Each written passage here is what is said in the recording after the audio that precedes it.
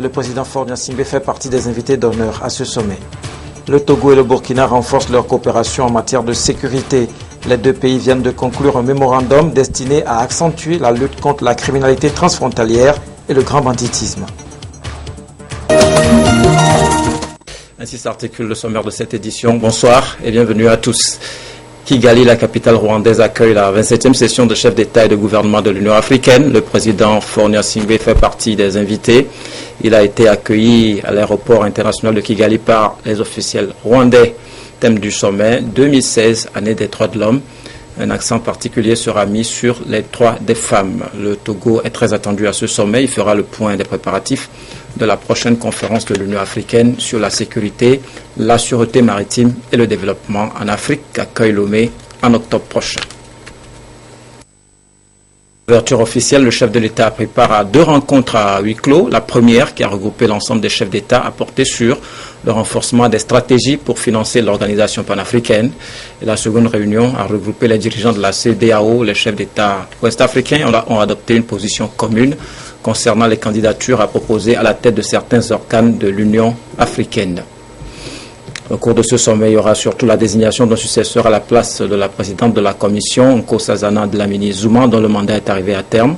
Les dirigeants africains planchent également sur la situation au Sud-Soudan. Certains proposent le renforcement de la mission des Nations Unies dans ce pays. On note à peu près une 50aine de chefs d'État présents à ce sommet. Il y a aussi des absents comme Pierre Nkurunziza du Burundi. En outre, des supputations font également état de tractations pour un retour éventuel du Maroc au sein de l'organisation continentale. Les questions de sécurité feront certainement partie des points à débattre et au plan bilatéral, le Togo et le Burkina Faso, par exemple, entretiennent un bon partenariat en matière d'échange d'informations dans la lutte contre la criminalité transfrontalière. En témoigne cette sensibilisation conjointe menée à Saint-Cassé, ville mitoyenne entre les deux pays. Désiré Aloy, reportage. Une population fortement mobilisée, venue de part et d'autre de la frontière de Saint-Cassé, Burkinabé et Togolais ensemble face aux ministres Yarka Damehama et Simon Compaoré en charge de sécurité respectivement au Togo et au Burkina Faso. Un entretien faisant office de sensibilisation. Face aux menaces du grand banditisme et aux autres actes de vandalisme relatifs à l'intégrisme religieux, il devient urgent de serrer les coudes pour combattre l'insécurité sous toutes ses formes. Tour à tour, les deux personnalités accompagnées des autorités de haut niveau ont appelé les populations à apporter un soutien constant et permanent aux forces de sécurité. Sans paix, sans sécurité, on ne peut pas construire.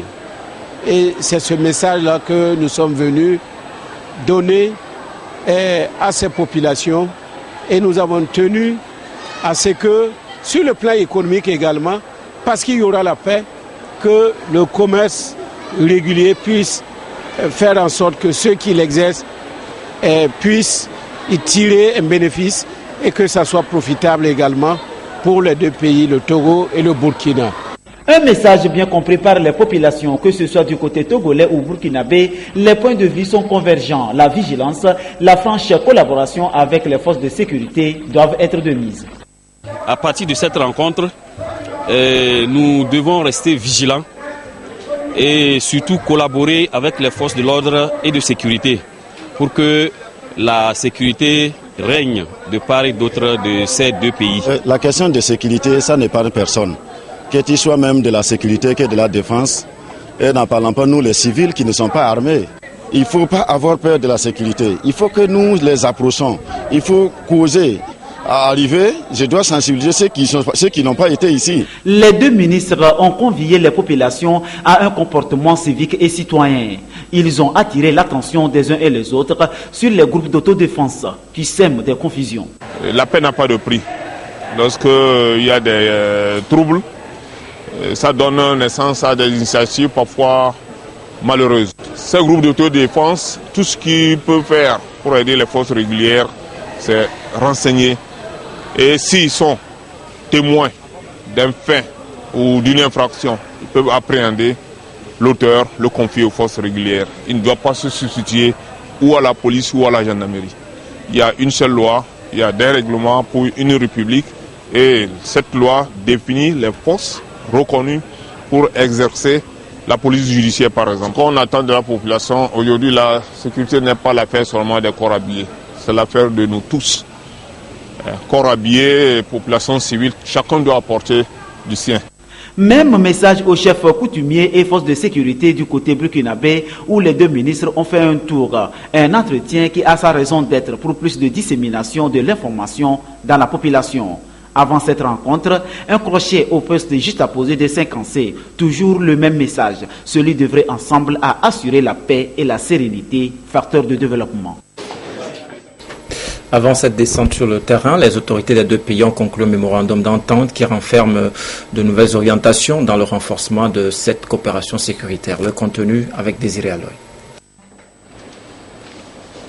Signature d'un mémorandum d'entente sur la coopération des services de sécurité et de renseignement et échange de documents entre le ministre Yak Damham et le ministre d'État Simon Kompoiré, tous en charge de sécurité respectivement au Togo et au Burkina Faso. Des documents qui renferment des recommandations, base d'une coordination, un cadre légal d'action des agents de sécurité sur le terrain dans les deux pays.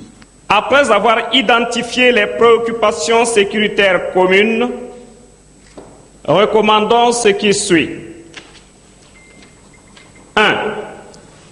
S'agissant de la lutte contre la criminalité transfrontalière, l'organisation d'opérations conjointes périodiques de lutte contre la criminalité transfrontalière, dont la première doit s'effectuer avant la fin de l'année 2016. 2. Sur la lutte contre le terrorisme et l'échange de renseignements. D'une part, l'organisation de rencontres entre les responsables des services de renseignement des deux pays afin de proposer des mesures concrètes visant à renforcer la coopération et la collaboration entre services. Et d'autre part, l'établissement de contacts directs liés entre les chefs de services de renseignement en vue de partager des informations en temps utile ou réel sur les mouvements des individus suspects d'un pays à l'autre. 3. En ce qui concerne le contrôle des flux migratoires et la lutte contre la fraude documentaire, la nécessité de rendre opérationnel le poste de contrôle juxtaposé de 5AC et d'y faciliter la circulation des personnes amenées à traverser cette frontière. 4.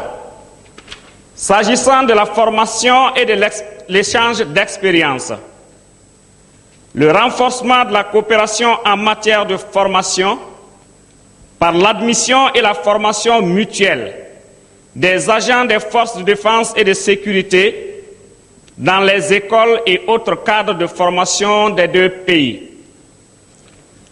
5. Sur la lutte contre la corruption, la conduite d'actions de sensibilisation à l'endroit des agents des forces de sécurité et la prise de sanctions exemplaires à l'encontre des contrevenants. 6.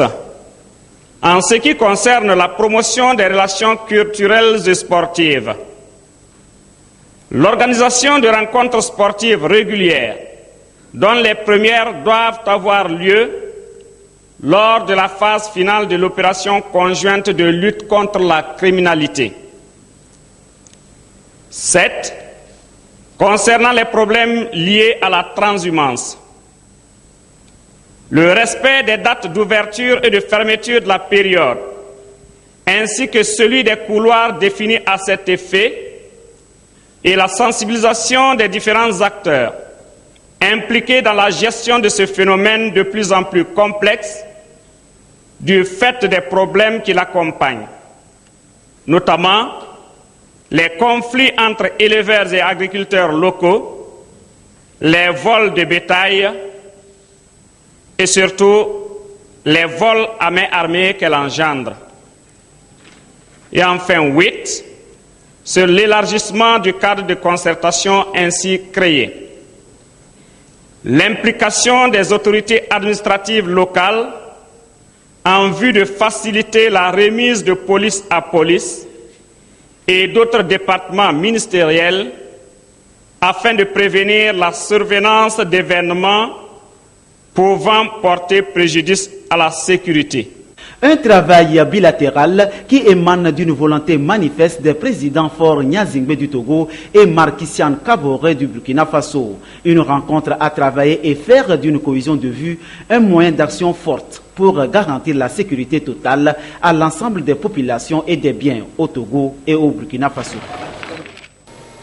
Autre enjeu, la planification du développement. Cela nécessite une formation des différents acteurs concernés, surtout dans les provinces du pays, afin qu'ils puissent bien suivre les programmes mis en œuvre. C'est le bien fondé de cette formation organisée à l'endroit de 16 agents de la région des Plateaux.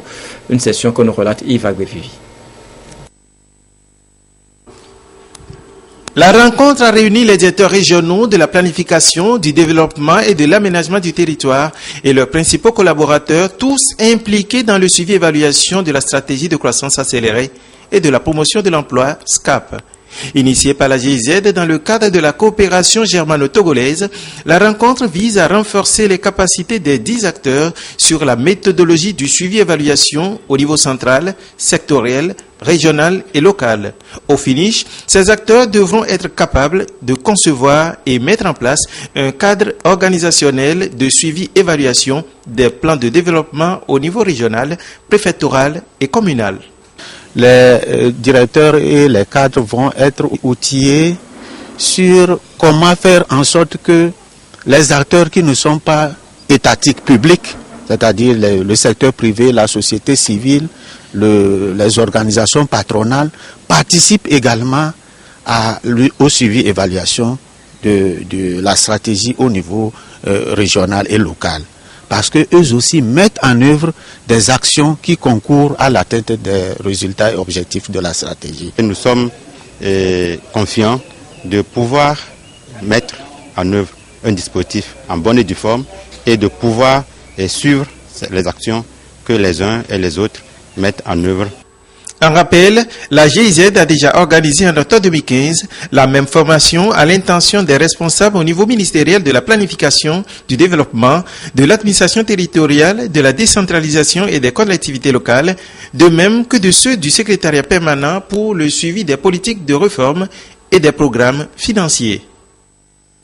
Direction Sokode pour cet exercice effectué par l'ONG Plan International et ses partenaires locaux qui bénéficient de ces projets. Il s'agit du bilan de la mise en œuvre des actions menées en faveur de la protection des enfants. Au total, 60 cantons ont été touchés. C'est aussi l'occasion de préparer l'année fiscale 2017. Lamarck Boudjona nous fait le point.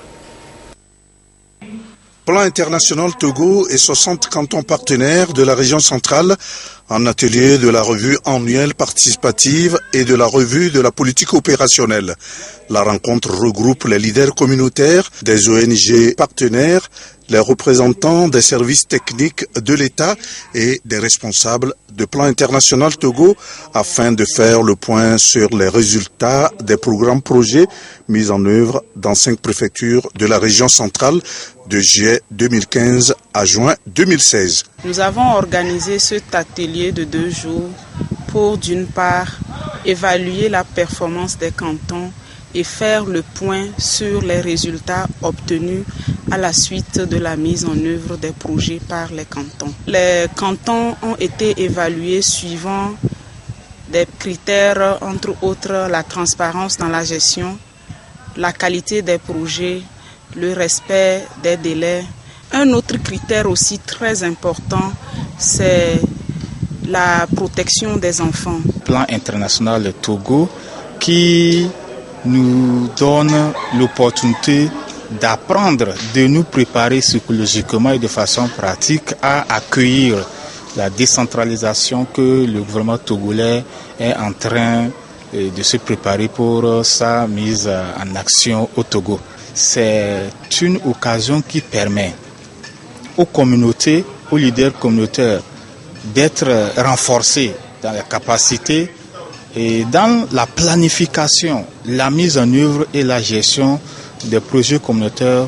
L'année fiscale 2016 est la première année de mise en œuvre du nouveau plan stratégique pays de plan international Togo.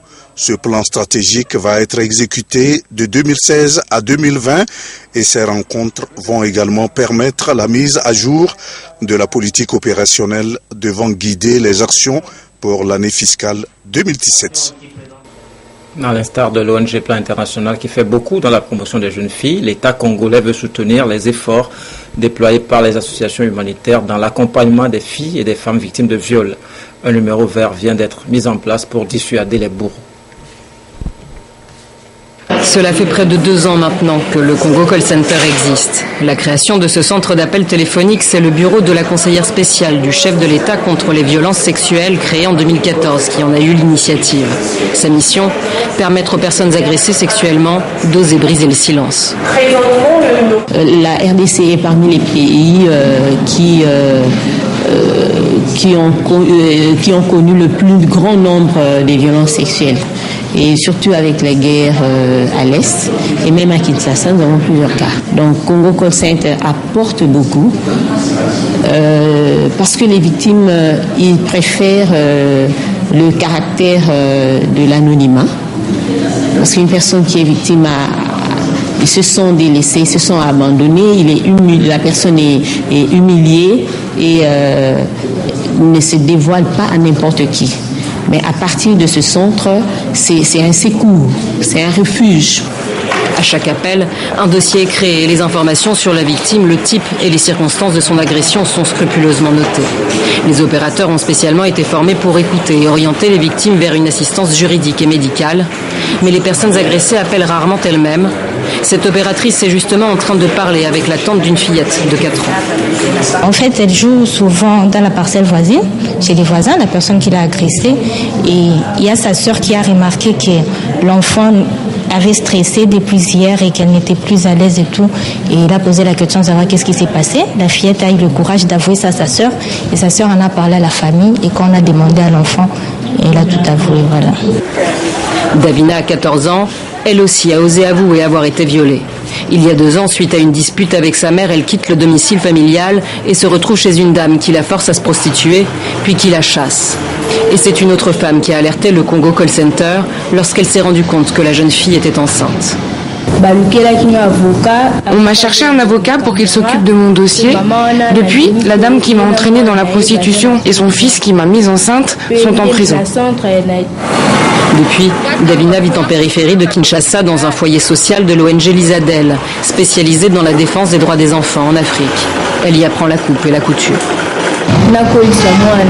Le métier que j'apprends, c'est pour m'aider à bien élever mon enfant et pour qu'il ne connaisse pas les malheurs que j'ai connus à cause de mes parents qui m'ont abandonnée.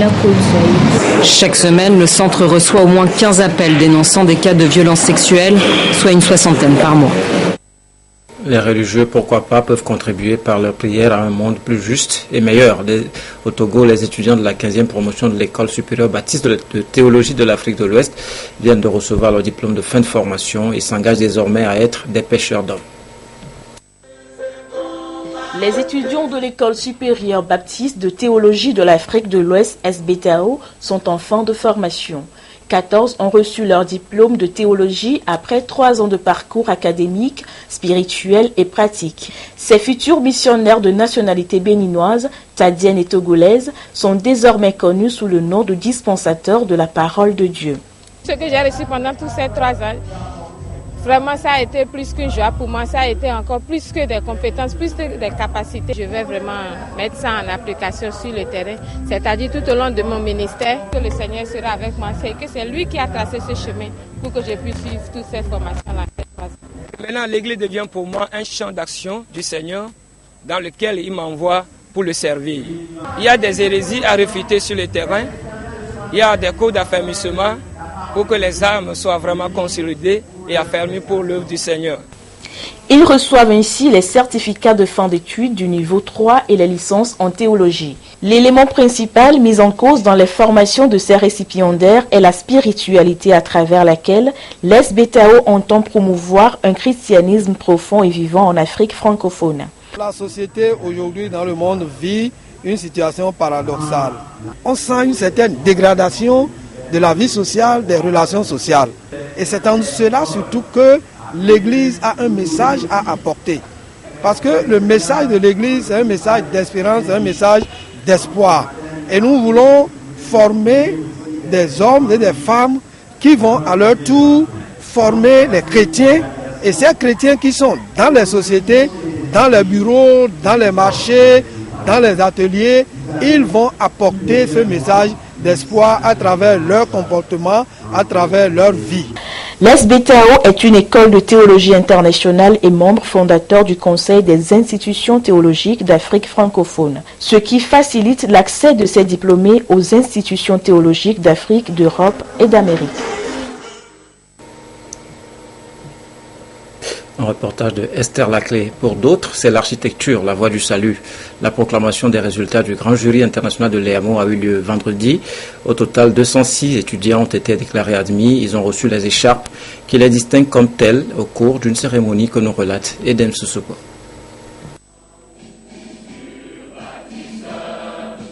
Prêts à commencer leur carrière professionnelle en tant qu'architecte, urbaniste et gestionnaire urbain.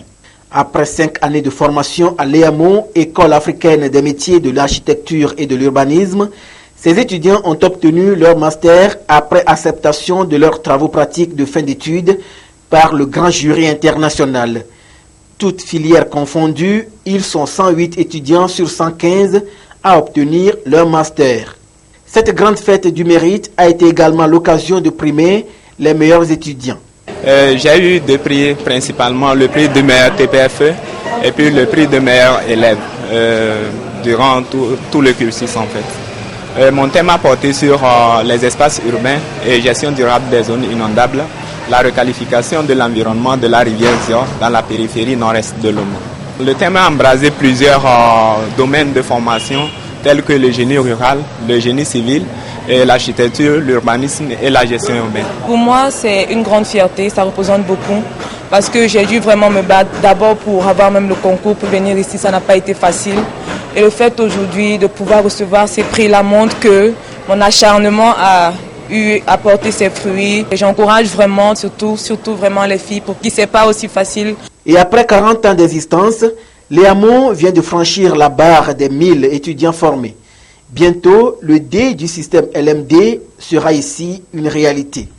La qualité de l'étude de nos étudiants, comme vient de l'affirmer le grand jury, c'est vraiment, ils sont à un niveau très élevé dans le domaine de l'architecture, de l'urbanisme et de la gestion urbaine, pour ce qui est aujourd'hui un défi très fervent pour le développement de nos pays actuellement. Vous êtes d'accord avec moi que tant que nos villes ne sont pas organisées, le travail dans la ville ne sera pas organisé. Ces impétrants seront appelés à aider leurs pays respectifs à relever les défis urbains et les problèmes de l'environnement, puisqu'ils sont désormais des cadres qualifiés capables de concevoir, de modeler et de gérer des espaces de vie bâtis adaptés aux réalités locales. Le jury de licence a conféré le grade à 98 étudiants qui seront engagés sur la voie du master. Et la plupart de ces récipiendaires, sinon tous, iront certainement s'installer à leur propre compte. Une initiative qu'encourage fortement le FAEJ, le Fonds d'appui à l'insertion économique des jeunes. Les promoteurs multiplient les campagnes de proximité pour inciter la jeunesse à l'auto-emploi. Sensibilisation menée chaque semaine est dénommée Jeudi Jose. Charlotte Moussime. La plateforme Jeudi Jose délocalisée de la Blue Zone pour le quartier de Barakandi sur requête de la jeunesse.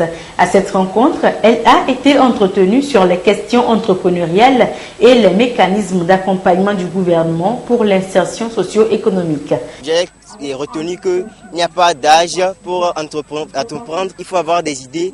Et donc moi je suis très content par rapport à leur sensibilisation. Et comme je suis encore très jeune, je peux avoir des idées et je peux les approcher pour plus d'éclaircissement. On doit entreprendre pour pouvoir créer de l'emploi pour soi-même et aussi créer l'emploi pour les autres et aussi gagner de l'argent. Et cela contribue au PIB de son pays. En tant que jeune, je compte déjà me lancer dans l'entrepreneuriat parce que j'avais déjà les idées. Mais il me faut je dirais, se cotinent. Des témoignages des entrepreneurs nationaux, des échanges sur le fonctionnement du FAEJ, Fonds d'appui aux initiatives économiques des jeunes. Un agenda bien chargé pour édifier cette jeunesse et l'inviter à oser. La plateforme Jeudi J'ose est une plateforme informationnelle pour permettre aux jeunes d'avoir des informations nécessaires sur les mécanismes que l'État togolais a mis en place pour accompagner la promotion de l'entrepreneuriat des jeunes dans notre pays. Nous avons aussi organisé une mini-foire dégustation pour présenter aux jeunes de Dabalakonji ce que leurs aînés entrepreneurs ont commencé à faire et les encourager à saisir l'opportunité de l'insertion socio-économique à travers l'auto-emploi. Jeudi J'ose fera le tour des régions économiques du Togo et dans des quartiers environnants de Lomé sur requête des populations. Une aubaine pour ces jeunes entrepreneurs qui aspirent à être compétitifs sur le plan international. La carte Visa prépayée, un nouveau produit que la banque sahélo-saharienne pour l'investissement et le commerce vient de mettre sur le marché pour satisfaire au mieux les besoins de sa clientèle. C'est une carte qui offre à la fois la possibilité aux clients de voyager en toute liberté dans le monde entier en leur permettant aussi de payer des factures. Sonia Meniko, Medina Salami. BESIC, la Banque sahélo-saharienne pour l'investissement et le commerce, lance un nouveau produit sur le marché, la carte Visa prépayée. C'est une carte qui offre désormais la possibilité aux clients de voyager en toute liberté dans le monde entier et d'effectuer leurs achats en toute tranquillité. Elle offre aussi la simplicité dans le paiement de factures. Dans le cadre de notre croissance, et ça conformément à notre vision, nous venons de lancer la carte Visa prépayée BICIC Togo. Donc c'est une carte qui est destinée au retrait, au paiement sur Internet, au transfert de carte à carte. Nos clients qui sont détenteurs d'un compte ou qui n'ont pas de compte bancaire peuvent utiliser cette carte. Le produit, nous l'avons lancé pour doper la gamme des produits qui existent déjà chez nous. Vous savez que nous sommes avec BICIC Ginefa, nous sommes avec Ginefa, nous sommes avec BICIC Pension, nous sommes avec toutes les cartes du GIM Ouyomoa. Et là, aujourd'hui, nous avons la carte Visa prépayée. Ce nouveau produit est une innovation majeure au sein de la BESIC Togo car elle participe à l'épanouissement de toute sa clientèle et augmente ainsi son niveau de compétitivité sur le marché international. Cette carte va nous permettre d'améliorer nos résultats, nous permettre d'accroître notre portefeuille de clients et cette carte va nous permettre d'aller davantage vers la satisfaction de nos clients qui est une priorité. C'est surtout la possibilité de l'utiliser sur Internet puisque dans l'avenir, et ça fait partie de nos objectifs, nous allons pouvoir développer davantage la banque Internet. La carte Visa prépayée n'est adossée à aucun compte bancaire. C'est un portail qui permet aux clients d'effectuer leurs opérations bancaires depuis leur maison tout en regardant les mouvements effectués dans les 3 derniers mois. La carte Visa prépayée est disponible dans toutes les agences BESIC au Togo et est accessible en seulement 5 minutes. Et les Evala jouent les prolongations après les différentes finales dans les cantons. Les meilleurs lutteurs ont été conviés à une super finale au stade municipal de Kara pour confirmer leur notoriété, événement organisé sous la houlette du ministre en charge des sports. 7e édition du championnat Super Evala. Ont participé à cette compétition les tout meilleurs révélés au cours des empoignades dans les arènes. Le ministre en charge de la culture a représenté le chef de l'État à ce championnat qui marque l'apothéose de l'événement Evala en pays kabien. Guy Madier Lorenzo a relevé que cet événement a 3 dimensions. Une dimension culturelle parce qu'il fait la promotion de la culture kabien, une dimension sportive parce qu'il permet d'étoffer les équipes de lutte et une dimension touristique parce que l'événement attire du monde. Le championnat Super Evala est une initiative de la Ligue de lutte de Kara. Presque chaque année, des innovations sont apportées à la compétition. Pour cette 7e édition, les 12 cantons de la Kosa dans lesquels les luttes se pratiquent et le canton d'Agbandeyaka sont représentés chacun par son meilleur lutteur.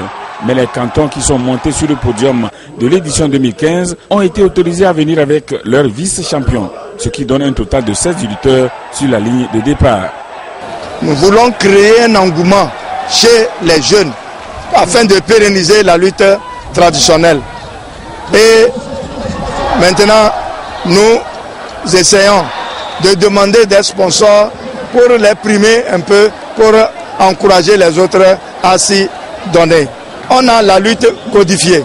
La lutte codifiée, c'est sur le plan international et que le Togo a une fédération togolaise de lutte et partant a besoin des athlètes valeureux pour aller défendre les couleurs de notre nation à l'extérieur de nos frontières. Et donc c'est pourquoi nous organisons cela. La compétition a démarré avec l'étape des huitièmes de finale et en demi-finale, Halukanda de Kouméa en jaune a battu Abeti de Tchare en rouge. Tandis que Blanté de Pia en blanc a dicté sa loi à Bdjakare de Landa en vert. Le match de la troisième place a opposé Abeti en vert à Bdjakare en jaune. Victoire du lutteur de Landa. Blanté de Pia en rouge et Halukanda de Kouméa en blanc a été l'affiche de la finale de la 7e édition du championnat Super Evala. Le titre cette année est remporté par le canton de Pia. Sincèrement, je remercie tous ceux qui m'ont soutenu jusqu'à aujourd'hui pour la victoire. C'est depuis, je peux dire, le 1er avril, j'ai commencé l'entraînement. Cette année était ma dernière année, mes 3 ans de lutte. Donc j'ai beaucoup prié pour que je finisse, comment j'ai commencé, pour que je finisse ça en beauté comme aujourd'hui. Des prix composés de gadgets des sociétés partenaires de l'événement ont été offerts à tous les participants. La BTCI et le comité d'organisation ont constitué des enveloppes de 35 000 francs pour le 4e, 70 000 francs pour le 3e, 130 000 pour le vice-champion et 200 000 francs pour le champion qui a aussi été gratifié d'un trophée.